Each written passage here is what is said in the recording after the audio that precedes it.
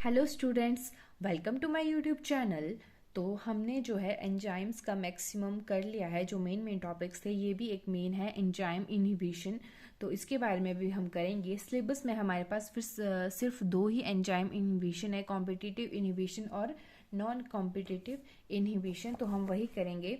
सबसे पहले हम थोड़ा सा एंजाइम इनहिबिशन के बारे में देखेंगे। Any substance that reduces the velocity of an enzyme catalysed reaction can be considered as an inhibitor.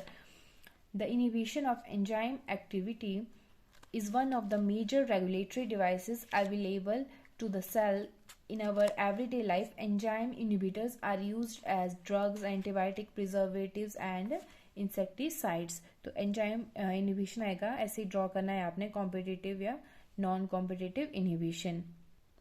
अब बात करते हैं कॉम्पिटिटिव इनहिबिशन की। ये थोड़ा सा ऐसे कॉम्पिटिटिव इनहिबिशन, तो क्या होगा कॉम्पिटिटिव इनहिबिशन में? कोई भी ऑर्गेनिक मॉलिक्यूल होगा, वो क्या करेगा, सबस्ट्रेट के साथ कॉम्पीट करेगा। किस लिए करेगा?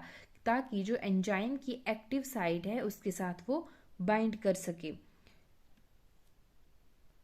और ऐसे इनहिबिटर्स क्या करते हैं कि जो है क्लोज रिजेम्बलेंस शो करते हैं सबस्ट्रेट के एंजाइम के साथ, ताकि वो उसे इनहिबिट कर सके। In such a case, in spite of enzyme substrate complex, enzyme inhibitor complex is formed and enzyme activity is inhibited. In cases में क्या होता है कि एंजाइम सबस्ट्रेट कॉम्प्लेक्स फॉर्म नहीं होता, इसके बजाय क्या होता है, एंजाइम इनहिबिटर कॉम्प्लेक्स फॉर्म होता है।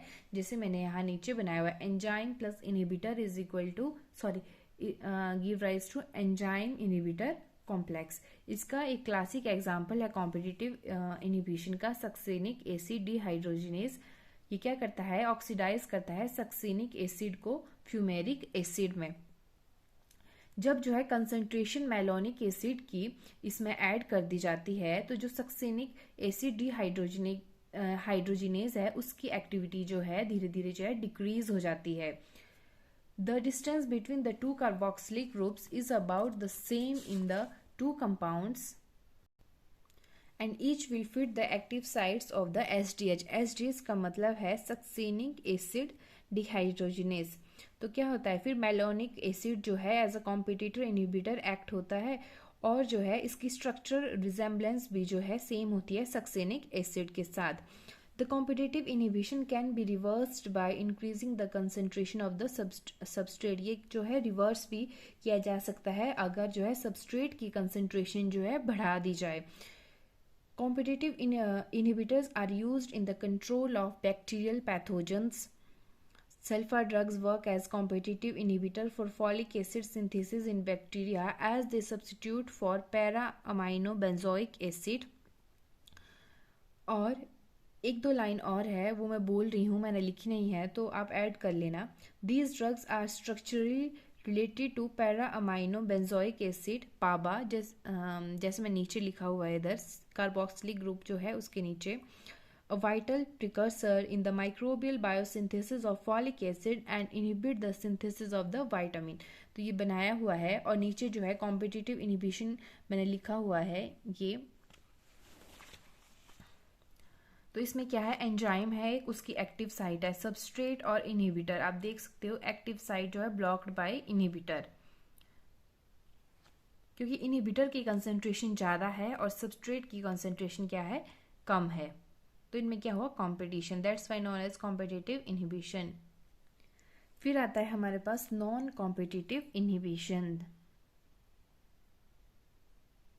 कई बार क्या होता है कि कोई भी कंपटीशन नहीं होता है, जो एंजाइम की एक्टिव साइट्स है उसके लिए जो है जो इनहिबिटर है वो कॉम्पीट ही नहीं करता है। वो क्या करता है, खुद को जो है फिक्स कर लेता है किसी अदर साइट, जो भी किसी एंजाइम की अदर साइट एक्टिव साइट होगी उसके साथ जो है खुद को फिक्स कर लेगा। फिर इसके बाद क्या होता है, जो फिजिकल स्ट्रक्चर होता है एंजाइम का वो चेंज हो जाता है, may be altered. This fails to form enzyme substrate complex and reaction fails to occur. Enzyme substrate complex इधर भी फॉर्म नहीं होता और ना ही क्या होता है, reaction fails to occur. An inhibitor that binds to an enzyme, whether or not the active site is occupied by substrate, is termed as non-competitive inhibitor. Means ऐसा inhibitor जो एंजाइम के साथ या किसी भी उस एंजाइम की एक्टिव साइट को ऑक्युपाई नहीं करे सबस्ट्रेट की, तो हम उसे कहेंगे non competitive inhibitor. A non-competitive inhibitor decreases the maximum velocity of the enzymatic reaction without affecting Km. Km था हमारे पास कांस्टेंट, जो हमने पढ़ा माइकेलिस मेंटन इक्वेशन में. नॉन कॉम्पिटिटिव इनहिबिशन में क्या होता है, जो मोस्ट ऑफ द एंजाइम्स होते हैं वो पॉइजनड होते हैं. एग्जाम्पल लेंगे, cyanide poisoning results because of the inhibition of cytochrome oxidase which is essentially for nearly all mammalian cells. In the above case, cyanide क्या होगा, as a inhibitor act करेगा, does not compete for the active sites of enzyme with substrate because it has no similarity with the substrate cytochrome, but it acts as the other side of the enzyme. Similarly, जो हमने ऊपर पढ़ा कि जो cyanide है वो compete नहीं करेगा एंजाइम्स की एक्टिव साइट के लिए. क्यों नहीं करेगा? क्योंकि कोई सिमिलरिटी नहीं है सबस्ट्रेट के साथ. तो ये क्या करेगा, किसी और एंजाइम की साइट के साथ जो है एक्ट करेगा. In any case the complex resulting from enzyme substrate and inhibitor is generally inactive and the effect can not be reversed bye merely increasing the ratio of substrate to inhibitor.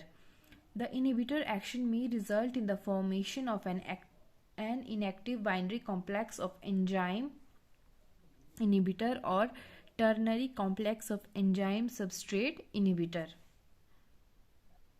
तो ये आएगा इसमें enzyme plus substrate equilibrium में enzyme substrate, और ये आगे बनेगा enzyme plus product. अगर एंजाइम प्लस इनहिबिटर की बात करेंगे तो एंजाइम इनहिबिटर रहेगा, और enzyme plus substrate plus inhibitor तो ये बनेगा एंजाइम सबस्ट्रेट इनहिबिटर. और ये जो डायग्राम है, एक्टिव साइट एंजाइम सबस्ट्रेट और इनहिबिटर जो है इसके साथ जो है अटैच हो चुका है. एक्टिव साइट जो है इसकी ब्लॉक हो चुकी है, active site blocked by inhibitor. तो ये था हमारे पास एंजाइम इनहिबिशन और उसके two types, competitive and non competitive inhibition. I hope आपको क्लियर हो गया होगा topic. Thank you for watching. Please like, share and subscribe my channel with your friends.